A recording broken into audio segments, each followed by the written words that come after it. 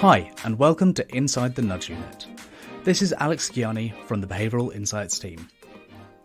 This week, we're really excited to talk you through some brand new results from a trial that we ran in Aotearoa, New Zealand. Aotearoa being the Māori name for the country. The results were just published in the New Zealand Medical Journal. However, we know that peer-reviewed journals are only one way of getting information out there, and we wanted you to hear from the voices around the globe that made this trial what it was. The discussion touches on some of the biggest debates in the behavioural science field at the minute: antimicrobial resistance, inequity, and replication. The project itself started in 2019 when we were approached by the Health Quality and Safety Commission New Zealand and the Pharmaceutical Management Agency, also known as PHARMAC, with the aim of addressing antimicrobial resistance. AMR being when microbes evolve mechanisms that protect them from antimicrobials, like antibiotics. Unlike much medical jargon, this term is actually pretty descriptive, and it's largely caused by the overprescription of antibiotics. AMR is a big issue. In February 2019, it was raised by the World Health Organization as one of the biggest threats to world health, alongside other things like an influenza pandemic.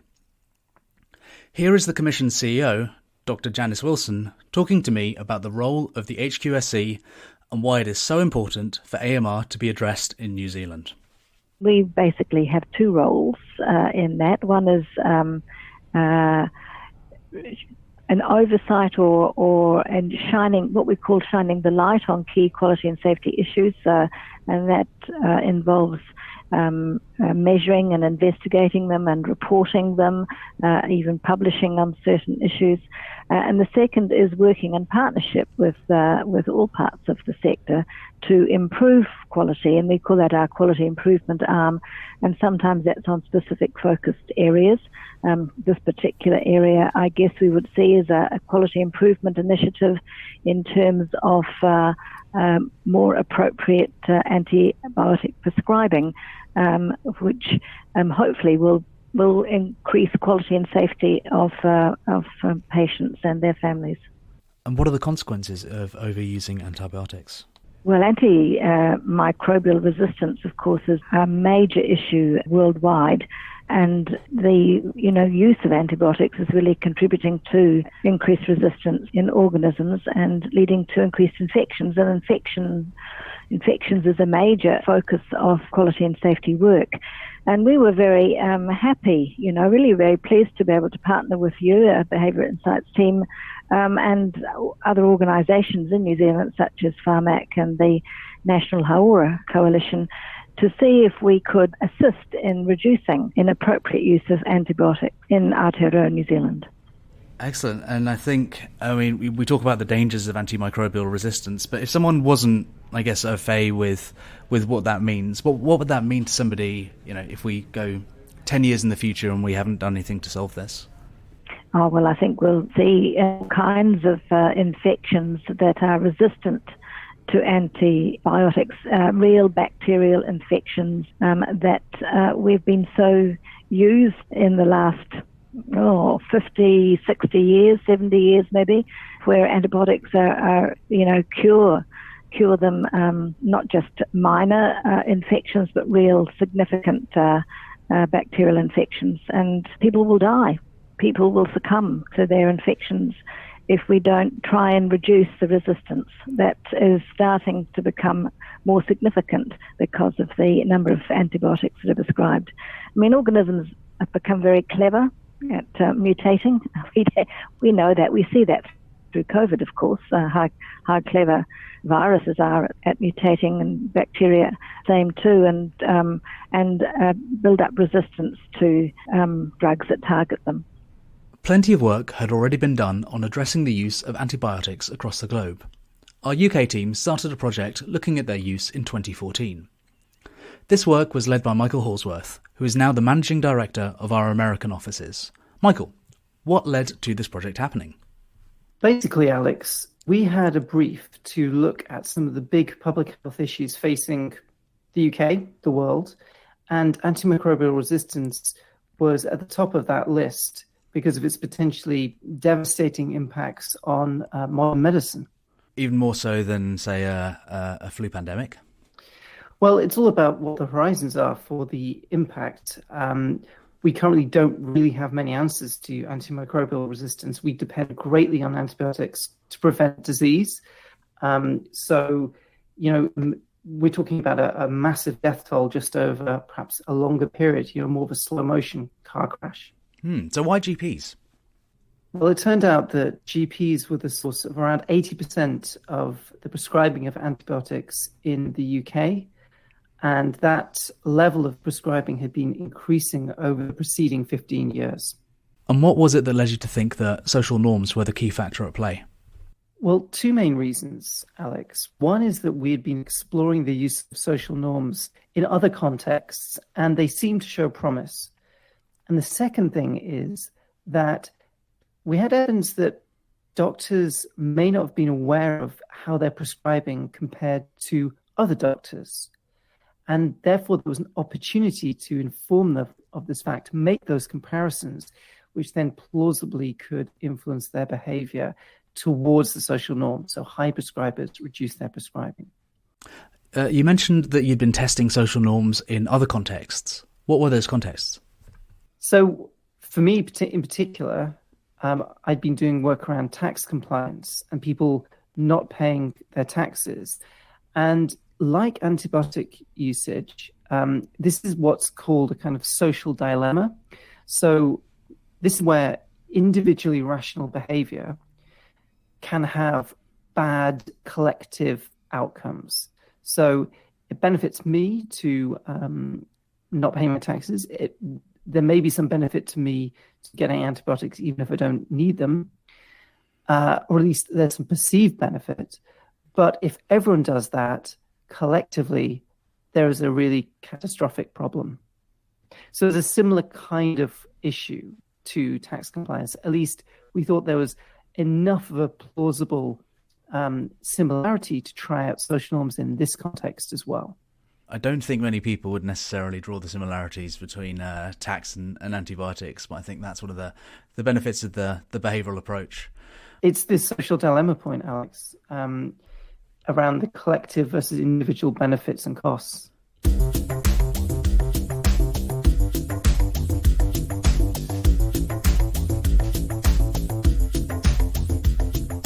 So how did you go about constructing those social norms in the letters that you were sending out? It's a great question. We had to be careful in some ways.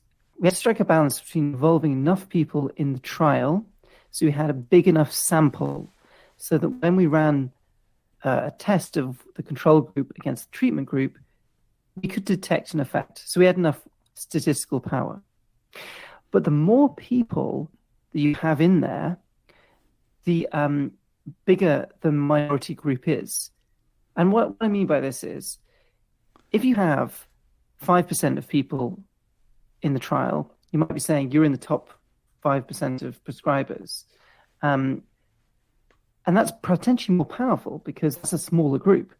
But because it's a smaller group, you've got fewer people in a trial and it's harder to detect an effect. So we had to strike a balance between those two things. And we ended up including the 20% of the highest prescribers. And we divided those in half and conducted the test. And we reasoned, and this was a judgment call, I think, that 20% would still have enough of an effect as a social norm to shift behavior, but also would give us the biggest sample. Another thing that required some thought was we didn't just say you're in the top 20% of prescribers, because we thought that this could be misinterpreted if the letter was read too quickly.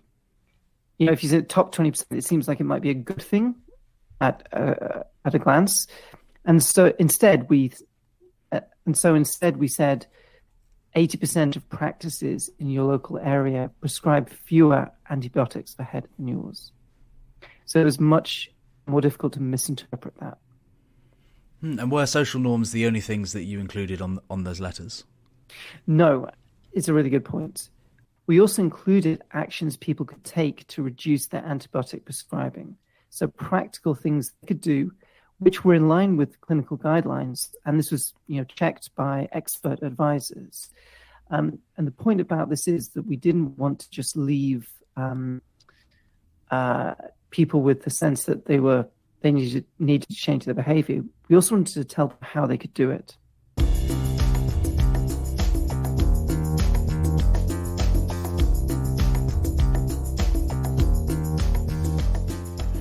So what were the results? We did this work in the winter of 2014, 2015. And we did this deliberately because we knew that antibiotic prescribing increases in the winter months as people get upper respiratory tract infections. And so we had data by month. The first month the letters were received was October. And immediately in October, we saw a divergence between the control group, which got no letter, and the treatment group, which got the letter. It was a fairly dramatic change in some ways, and it was sustained over many months. So the reduction was around 3.5% in terms of antibiotic prescribing. Given that we were writing to pretty much every practice in England, that led to around 75,000 fewer doses of antibiotics over 6 months. And we calculated that because we actually ended up treating the control group, what I mean by that is after 6 months, it was clear it was working. So we actually sent the letter to the group that hadn't got it as well. Because, we weren't just conducting academic exercise, we also really cared about shifting those numbers. That meant we calculated that we reduced England's prescribing by nearly 1% overall by sending this letter. So I think 1% doesn't sound earth-shattering, I think, to many ears. Could you make a case otherwise? So reducing a whole country's prescribing of antibiotics by 1% is a pretty big deal, given that the intervention was a single letter. And also a good point of comparison is that I think it was the preceding year, there was a £30 million incentive fund established by the NHS to incentivize doctors to reduce their prescribing by 1%. So the system had, if you like, chucked £30 million at this issue to try and get a result that was similar to what we got through sending a letter. And that's really interesting because we weren't sure it would work. A lot of the received wisdom had been that it is really quite difficult to shift doctors' prescribing behavior. But what I think the social norm example shows is that doctors can be really sensitive to their peer group and take cues from what others are doing if they are part of that peer group, maybe to a greater extent than we realized. I'm saying it works for every prescribing behavior. It seems that in some instances, some drugs, it may not work.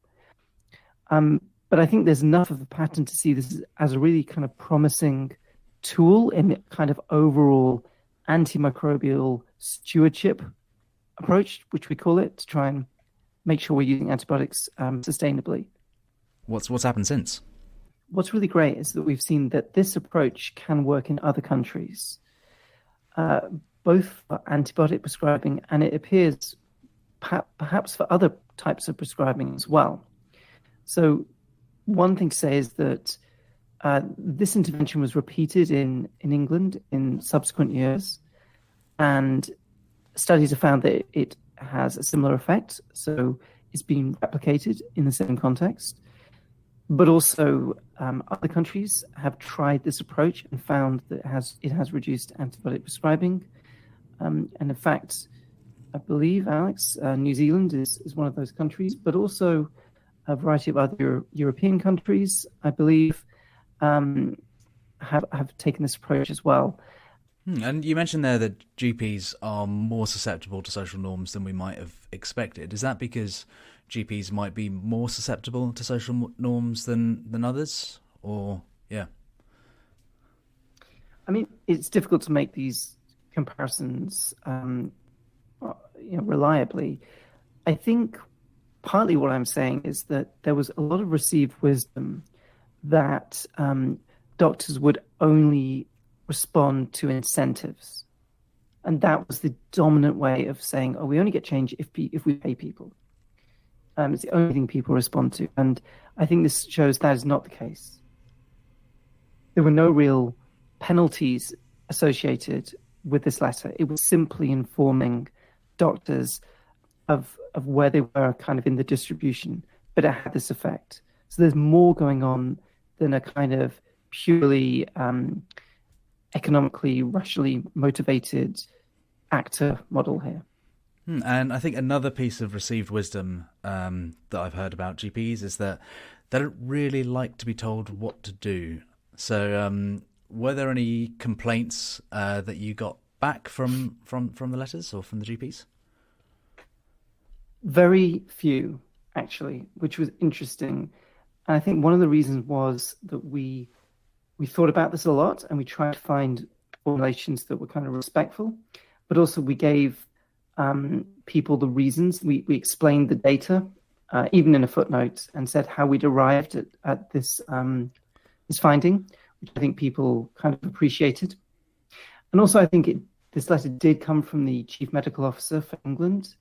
So I think there's a bit of what we call a messenger effect there, in terms of people respected who the letter was coming from.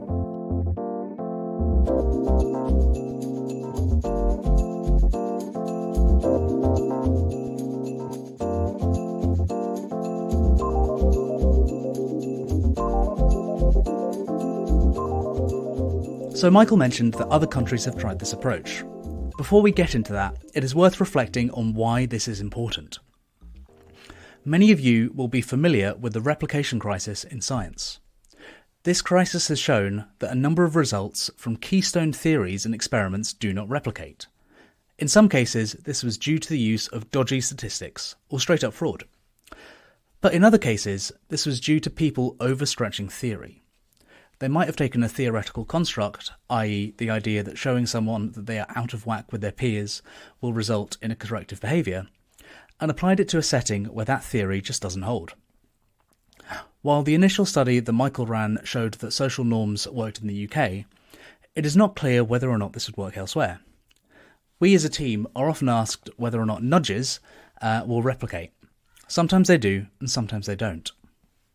In the specific case of using social norms to reduce antibiotic prescriptions, the Behavioural Economics Team of the Australian Government, or BERT, and the Behavioural Economics and Research Team at the Australian Department of Health saw an opportunity to test whether or not a similar approach would work in Australia. However, they didn't just lift the messages wholesale. They added some novel things to the trial.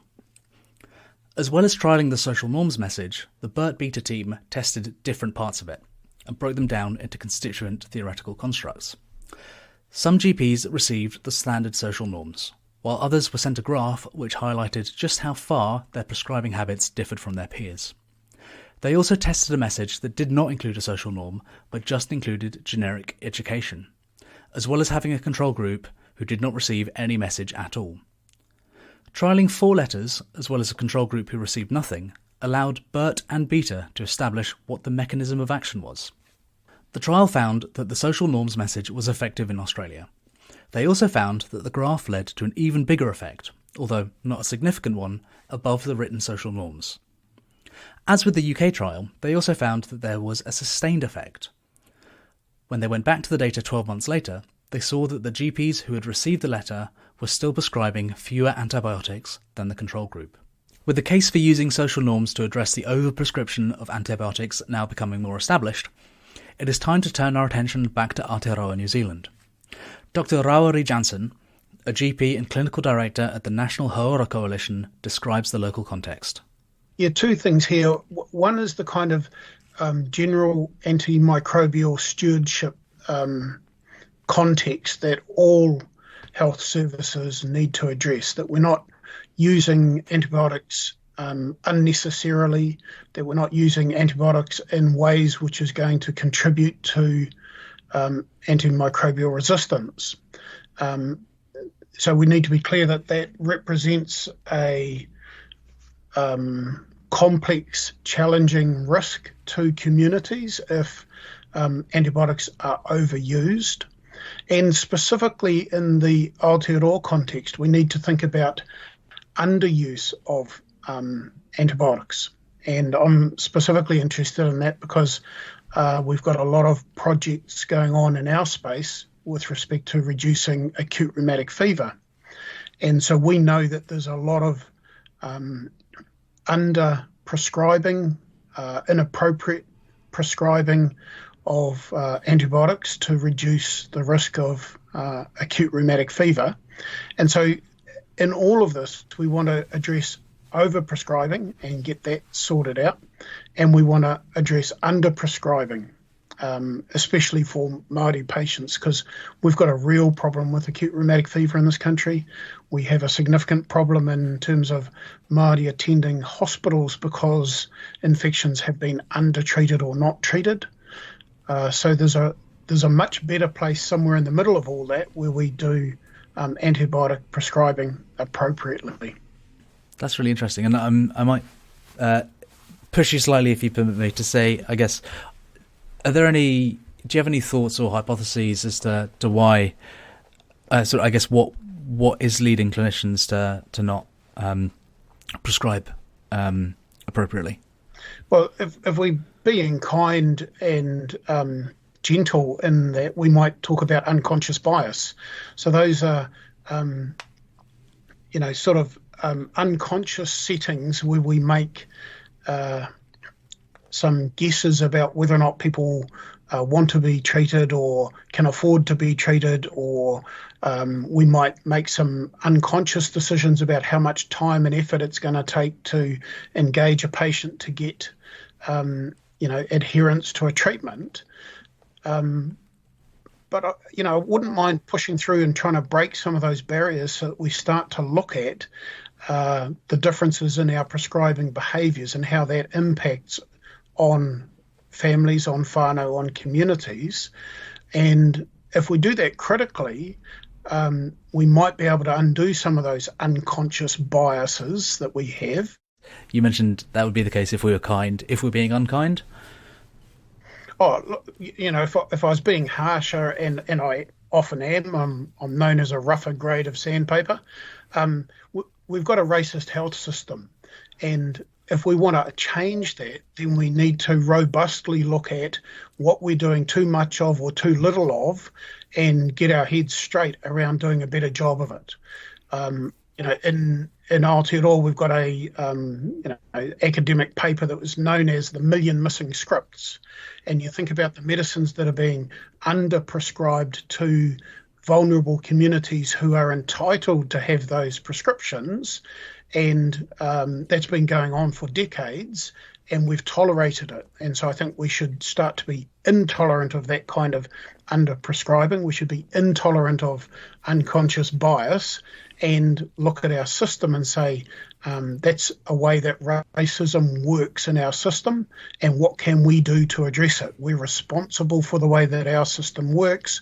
We are complicit in that, and we might be brave about that and say, let's undo some of that.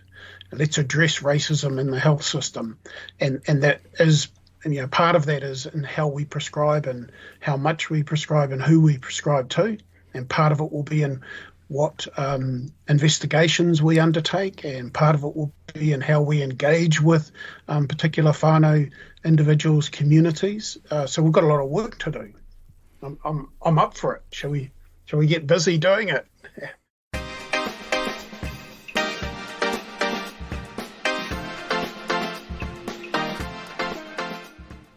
With these things in mind, we started to pull together our intervention. Here's Nathan Chappell from our Wellington office describing the process of developing the letters. So we started with a prototype letter that our team drew up, really building on the work from overseas, especially the UK and Australian trials.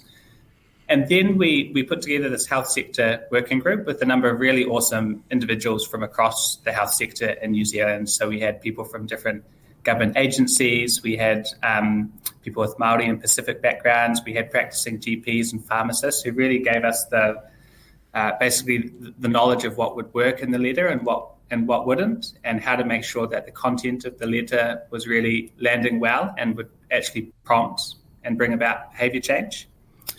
And we then used the insights from this working group to kind of do a final version of the letter, especially focusing on the ethnicity component. So we really wanted to make sure that we were not only encouraging doctors to reduce their prescribing, but to make sure we're not causing and increasing inequities for Māori and Pacific people. And then the final step really was getting access to the data. So we got government anonymized data, over 60 million rows. It was a lot, and it showed effectively every prescription in New Zealand over the previous year. And then we did the work of narrowing this down to around 1,200 rows, with one row for each high prescribing GP. And then we fed this data into our letters to personalize them for each doctor. One of the big discussions was how to think about presenting ethnicity-specific prescribing rates. And what we decided on, really with this amazing advice from the working group, was to present different specific ethnicity graphs for Māori patients, for Pacific patients, and for other patients. And this was really to prompt doctors and to allow them to see kind of a nuanced picture in detail of how they're prescribing to different groups. Some of the other discussions were around getting the tone right. So just making sure that it was direct and would prompt behaviour change, but wasn't too confrontational and wouldn't put doctors' backs up, and really making sure that we're working with doctors and being understanding, and in effect also kind of presenting the information in the way that doctors know that they can understand the data well themselves, and we're presenting this as a way for them to make sense of their own data and to prompt them to think through the way that they are prescribing and potential changes they could make if it's right. Janice Wilson and Rawiri Jansen describe some of the discussions that we had about getting the tone right. Oh, look, I think one's always a little concerned that GPs may feel criticised, that somehow they thought that maybe the Commission was, and me in particular, was telling them how to prescribe, how to do their job. I wasn't very worried about that, because we do have quite a good relationship with the sector and with most of the GP leaders in the country. So I think that we knew that they would be supporting us. But it's always a risk. You get a letter from some, government agency that says, that kind of advises you or gives you information about your prescribing. You're always a little suspicious, I suspect, as a practitioner about that. So, of course, we were worried about how they might perceive such a letter. I think, in a sense, we've kind of trained patients towards expecting antibiotics. And so we need to help the clinicians have a different conversation. We want them to be informed by the evidence. We want them to be confident in that evidence. And then we want them to be confident in the conversation with patients so that they can undertake a different treatment approach. And all of that takes time, but it also requires some provocation and some reflection by clinicians. So I think the space that we wanted to get into is between the provocation and reflection, and to nudge a change in behaviour. Another concern was that we were sending pretty sensitive information to doctors. Nathan explains how we overcame that.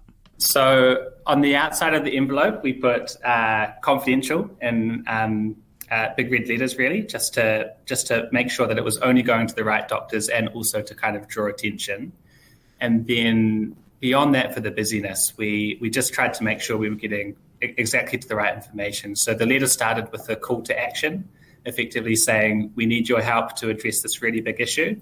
And then it got straight to the social norms by letting the doctor know how they prescribe compared to their peers. And then it went through some steps for change. So the first page was really focused on the crucial detail. And then on the second page, we went into still very interesting, but a little bit more of the nuanced detail. And what was that nuanced detail on?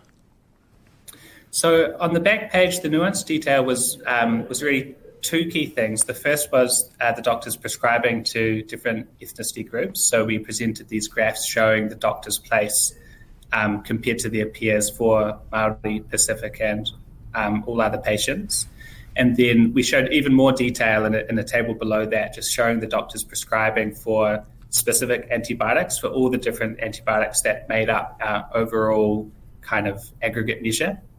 And the reason for that is that some doctors will be overprescribing for certain antibiotics, certain specific ones. So this is just a way to, again, present information. The doctors will know how to best interpret it themselves, and we're just trying to present the information so that they can make sense of it.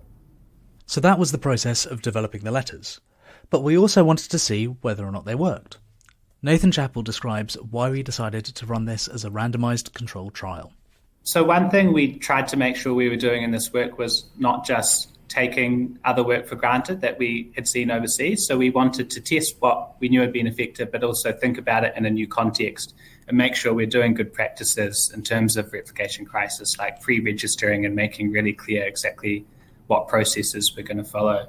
So it was exciting to build on the work from overseas, but also think about the New Zealand context. And I think that has helped us kind of build this body of evidence in terms of what works with behavioural science, social norms interventions, and what doesn't. So what were the results? So overall, the trial was a really good success. The letters we sent reduced prescribing by 9.2% among the overprescribing doctors. And in raw total numbers, this would translate to around 8,000 fewer antibiotics prescribed over the total 4-month period. And when it comes to specific ethnicities and subgroups, the results were exciting and promising too. So if we look at the results for Māori and Pacific patients overall, it led to a reduction in prescribing to Māori and Pacific patients, as we would expect and as we hoped. The small subgroup we were worried about are patients who we think might need more antibiotics. So when we looked at the small subgroup of doctors who were overprescribing overall to most patients, but who we knew were underprescribing to Māori or Pacific patients, what we actually found was it looked like no change or perhaps even a small increase in prescribing to these patients. And this makes sense as well because the back page of the letter would have shown these doctors in kind of visually striking graphs exactly how their prescribing compared and how they were underprescribing compared to their peers to Māori or Pacific patients. We hit the sweet spot, and that's really important. That shows that we can do that safely, and we've got clinicians to adjust part of their prescribing behaviour in a way that keeps us all safe and retain, without any detrimental effect to the other part of the prescribing that I'm hoping we can keep going with and do more appropriate antibiotic prescriptions where it is clinically indicated. So that, it was a sweet spot. So while these numbers are important and impressive, it is vital to capture the experience of what it feels like to receive one of these letters. Here Nathan describes the feedback that the letters received. We really got good feedback on the letters. So we had a small handful of doctors who emailed and a phone call as well. And they were a mixture. Some doctors were letting us know how they were going to change and that they really appreciated the information we gave them. 1 or 2 doctors were saying they appreciated the initiative. They thought their situation was a bit different because of the particular patients. And we effectively replied saying that we appreciate that and we know you can make sense of your own data.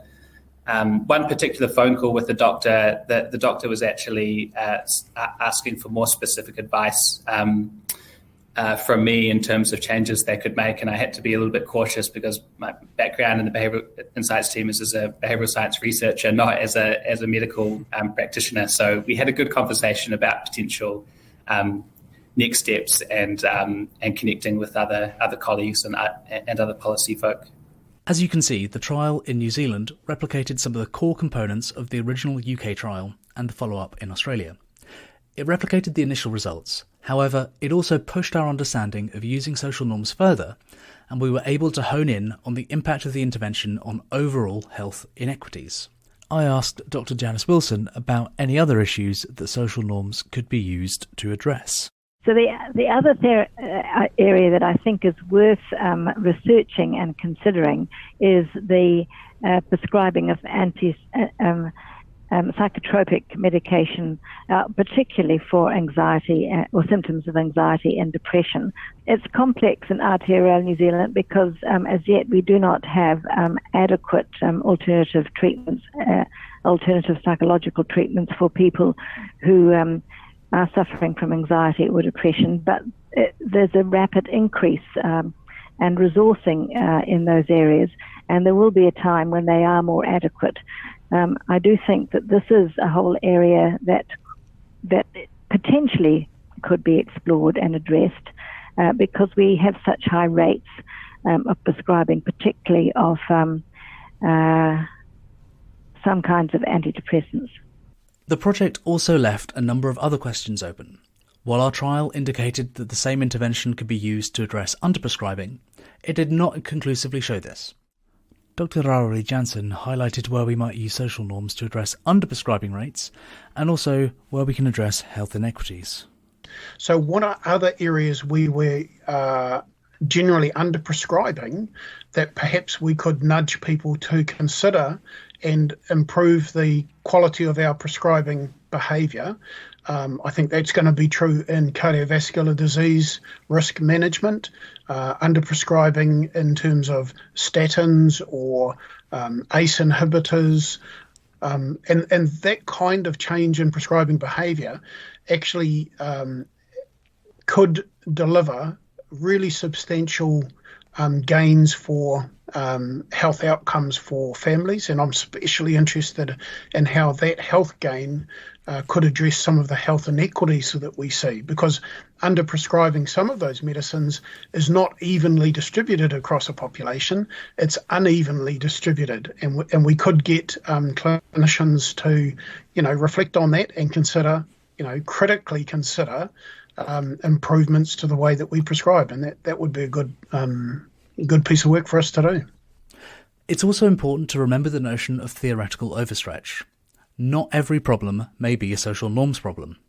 Here are Michael Halsworth's thoughts on other areas where we maybe shouldn't use social norms. I think that one of the things to watch out for is where there is a Freerider problem, and the negative consequence is not very obvious to somebody. So let me explain what I mean by that. What the Freerider problem is if you are told that lots of other people are doing something and you think, well, that means I don't need to then. I think a really good example here is blood donation. So if you see something saying 95% of people give blood every week, then you're like, well, I don't need to because then there's enough blood. And you might think, if I don't do that, then there's more of a chance that if I'm injured and I need a blood transfusion, I don't get one. But that's quite a non-salient or non-obvious personal implication. Most of the time, people won't think there's a personal implication to this. If you'd like to know more, the results from this project are about to be published in the New Zealand Medical Journal. There'll be a link to this in the description. We've also provided links to the other papers referenced in this episode. Thank you very much for listening. Thanks to the large team of people who were involved in the project, including Catherine Gerard, Richard Hamblin, Carl Schuker from the Commission, Janet McKay from PHARMAC, everyone on our working group, Dr. Aotearoa Jansen, and thank you to Evan at Pixel Life Studios for our editing. Take care of yourselves and those you hold dear. Mā te wā.